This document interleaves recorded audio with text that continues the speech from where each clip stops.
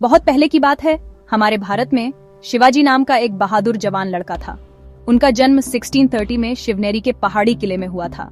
उनकी मां बुद्धिमान और नोबल जीजाबाई थीं। उनके पिता एक महान योद्धा शाहजी भोंसले थे।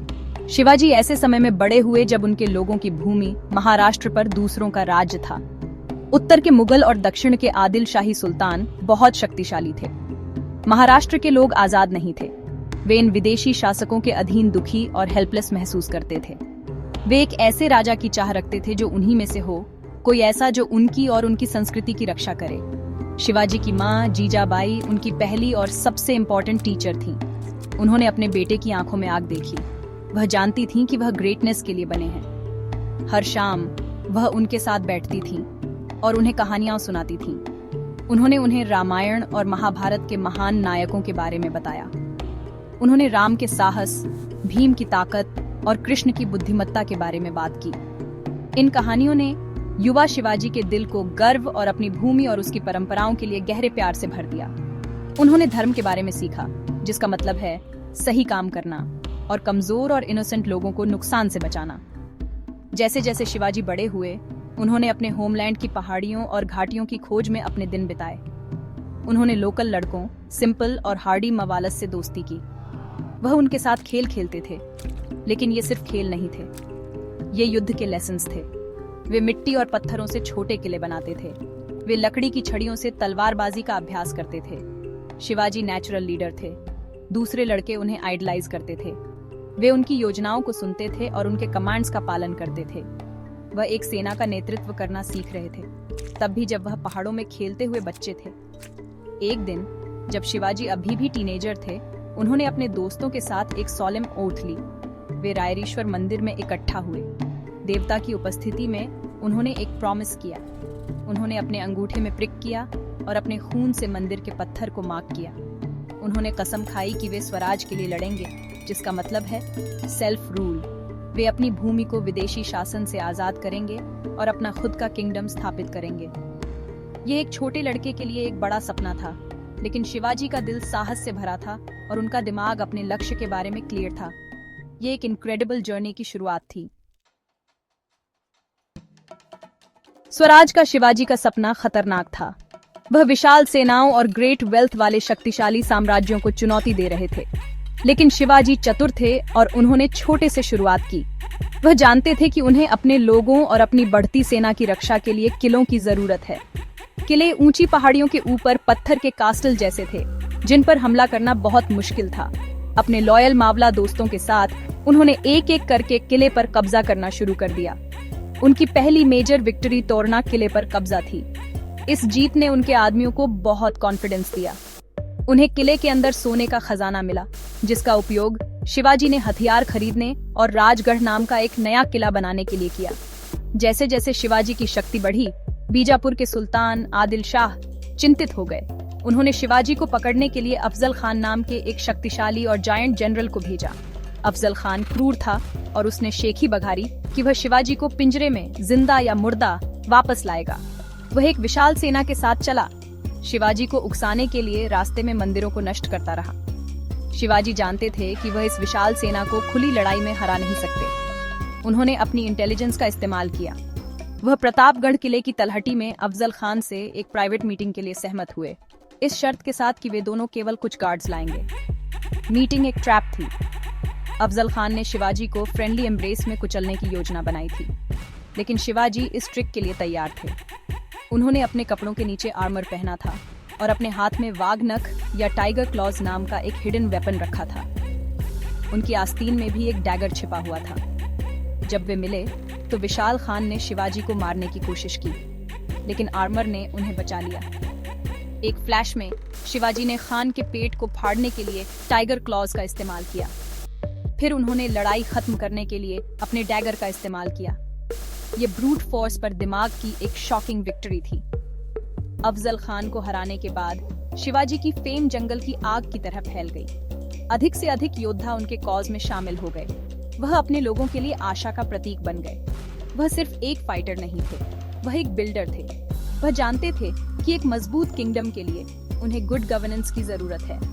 उन्होंने शासन में मदद करने के लिए 8 मंत्रियों की एक परिषद बनाई जिसे अष्टप्रधान मंडल कहा जाता था। प्रत्येक मंत्री का एक स्पेसिफिक जॉब था, जैसे फाइनेंस, जस्टिस या आर्मी का मैनेजमेंट करना। यह सिस्टम फेयर और एफिशिएंट था। इसने दिखाया कि शिवाजी सिर्फ एक वॉरियर नहीं थे, बल्कि एक बुद्धिमान और विजनरी रूलर भी थे, जो अपनी प्रजा की परवाह करते थे।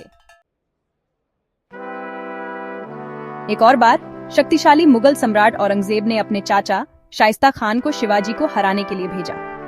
शाइस्ता खान एक और भी बड़ी सेना के साथ आया और पुणे पर कब्जा कर लिया, वह शहर जहां शिवाजी बड़े हुए थे। उसने शिवाजी के अपने घर लाल महल को अपना हेडक्वार्टर्स भी बना लिया। वह इतना एरोगेंट था कि उसे लगा कि शिवाजी खत्म हो गए हैं, लेकिन शिवाजी सरप्राइज अटैक्स के मास्टर थे। उन्होंने एक डेयरिंग रेड की योजना बनाई जो इम्पॉसिबल लग रही थी। एक अंधेरी रात शिवाजी और उनके सबसे भरोसेमंद सैनिकों का एक छोटा समूह एक वेडिंग पार्टी के रूप में डिस्गाइज्ड होकर पुणे शहर में बिना किसी को पता चले घुस गया। वे चुपचाप लाल महल की ओर बढ़े। वे घर के हर सीक्रेट पैसेज और कॉर्नर को जानते थे, क्योंकि यह शिवाजी का बचपन का घर था। वे महल में चुपके से घुस गए, जबकि शाइस्ता खान और उसकी सेना गहरी नींद में थी। उन्होंने एक कमोशन पैदा किया और कैओस में शिवाजी ने खुद अपने बेडरूम में डरे हुए खान का सामना किया। जैसे ही शाइस्ता खान एक खिड़की से भागने की कोशिश कर रहा था, शिवाजी ने अपनी तलवार घुमाई और खान की उंगलियां काट दी। महान मुगल जनरल अगले ही दिन शर्म और डर में पुणे से भाग गया। यह रेड मुगल साम्राज्य के लिए एक बड़ी एम्बैरेसमेंट थी और मराठा मोराल के लिए एक मैसिव बूस्ट थी। बाद में औरंगजेब ने अपने सबसे अच्छे जनरल मिर्जा राजे जयसिंह को भेजा, जिसने शिवाजी को एक ट्रीटी पर हस्ताक्षर करने और अपने कई किले छोड़ने के लिए मजबूर किया। ट्रीटी के हिस्से के रूप में शिवाजी को आगरा में मुगल दरबार में आमंत्रित किया गया था, लेकिन यह एक और ट्रैप थी। ग्रैंड कोर्ट में औरंगजेब ने शिवाजी को निचले दर्जे के नोबल के साथ खड़ा करके उनका अपमान किया। जब शिवाजी ने इस डिसऑनर का विरोध किया तो उन्हें गिरफ्तार कर लिया गया और हाउस अरेस्ट में रखा गया। ऐसा लग रहा था कि स्वराज का सपना खत्म हो गया है, लेकिन दुश्मन के इलाके में अपने घर से सैकड़ों मील दूर फंसे होने पर भी शिवाजी का दिमाग हमेशा एक योजना पर काम कर रहा था। शिवाजी ने बीमार होने का नाटक किया। उन्होंने हर दिन आगरा के गरीब लोगों और होली मैन को स्वीट्स और फ्रूट्स की बड़ी टोकरियां भेजना शुरू किया, अपनी रिकवरी के लिए एक ऑफरिंग के रूप में। शुरुआत में गार्ड्स ने टोकरियों को ध्यान से चेक किया, लेकिन कई दिनों के बाद वे लेजी हो गए और टोकरियों को बिना चेक किए जाने दिया।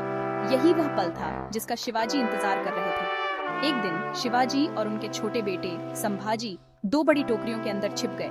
उन्हें मुगल गार्ड्स के नाक के नीचे से उनकी प्रिजन से बाहर ले जाया गया। यह इतिहास की सबसे ब्रिलियंट एस्केप्स में से एक थी और इसने शिवाजी को अपने होमलैंड लौटने और स्वतंत्रता के लिए अपनी लड़ाई जारी रखने की अनुमति दी।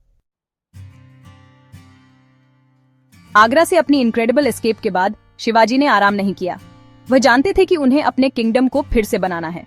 उन्होंने उन सभी किलों को वापस जीतना शुरू कर दिया जो उन्होंने मुगलों से खो दिए थे, एक एक करके। उनकी सबसे बड़ी विक्ट्री अजय कोंडाना किले पर कब्जा थी। उनके भरोसेमंद जनरल तानाजी मालुसरे एक शेर की तरह लड़े और किले को जीतने के लिए अपनी जान दे दी। 1674 में वर्षों के संघर्ष और काउंटलेस विक्टरीज के बाद शिवाजी को ऑफिशियल तौर पर राजा का ताज पहनाया गया। उनका कोरोनेशन एक ग्रैंड सेरेमनी था। उन्होंने छत्रपति की उपाधि धारण की, जिसका अर्थ है पैरामाउंट सॉवरेन, अपने लोगों का प्रोटेक्टर। यह मराठा साम्राज्य का फॉर्मल जन्म था। छत्रपति शिवाजी महाराज अपने सभी लोगों के लिए एक राजा थे। उन्होंने सभी के साथ सम्मान से व्यवहार किया, चाहे उनका रिलीजन कुछ भी हो। उनके कई की ऑफिसर्स और सोल्जर्स मुस्लिम थे और उन्होंने उनकी फेथ का डीपली सम्मान किया। उन्होंने अपनी सेना को सख्त आदेश दिए कि वे अपने अभियानों के दौरान किसी भी होली प्लेस, महिलाओं या बच्चों को नुकसान न पहुंचाएं। यदि उनके सैनिकों को किसी भी रिलीजन की कोई होली बुक मिलती तो उन्हें उसे सम्मान के साथ वापस करना होता था। उन्होंने अपने किंगडम के कोस्ट लाइन की रक्षा के लिए एक मजबूत नेवी का निर्माण किया, जिससे वह समुद्र शक्ति के महत्व को समझने वाले पहले भारतीय शासकों में से एक बन गए। उनका शासन जस्टिस, इक्वालिटी और सभी के कल्याण पर आधारित था। दुख की बात है कि इस महान राजा का शासन बहुत लंबा नहीं था। छत्रपति शिवाजी महाराज 1680 में चल बसे, लेकिन उनकी आत्मा कभी नहीं मरी। उन्होंने एक मजबूत और वेल ऑर्गेनाइज्ड किंगडम पीछे छोड़ दिया। उन्होंने एक शक्तिशाली विचार भी पीछे छोड़ दिया, स्वराज का विचार। उन्होंने दिखाया कि साहस, क्लेवरनेस और अपने लोगों के लिए गहरे प्यार के साथ सबसे शक्तिशाली साम्राज्यों को भी चुनौती दी जा सकती है। उन्होंने स्वतंत्रता की एक आग जलाई जो सदियों तक जलती रही। मराठा साम्राज्य, जिसकी उन्होंने स्थापना की थी, उनकी मृत्यु के बाद भारत के एक बड़े हिस्से को कवर करने के लिए बढ़ा और उनकी फ्लैग को दूर दूर तक ले गया। आज छत्रपति शिवाजी महाराज को भारत के महानतम नायकों में से एक के रूप में याद किया जाता है।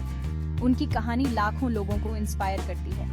वह हमें इनजस्टिस के सामने बहादुर रहना सिखाते हैं। वह हमें क्लेवर रहना और समस्याओं को हल करने के लिए अपने दिमाग का उपयोग करना सिखाते हैं। वह हमें सभी लोगों का सम्मान करना और एक अच्छा लीडर बनना सिखाते हैं। उनका जीवन साबित करता है कि एक व्यक्ति का सपना, डिटर्मिनेशन और साहस के साथ इतिहास के कोर्स को बदल सकता है। शिवाजी महाराज की कहानी केवल अतीत की एक कहानी नहीं है। ये लीडरशिप, पेट्रियटिज्म और स्वतंत्रता की अनडाइंग स्पिरिट में एक टाइमलेस लेसन है।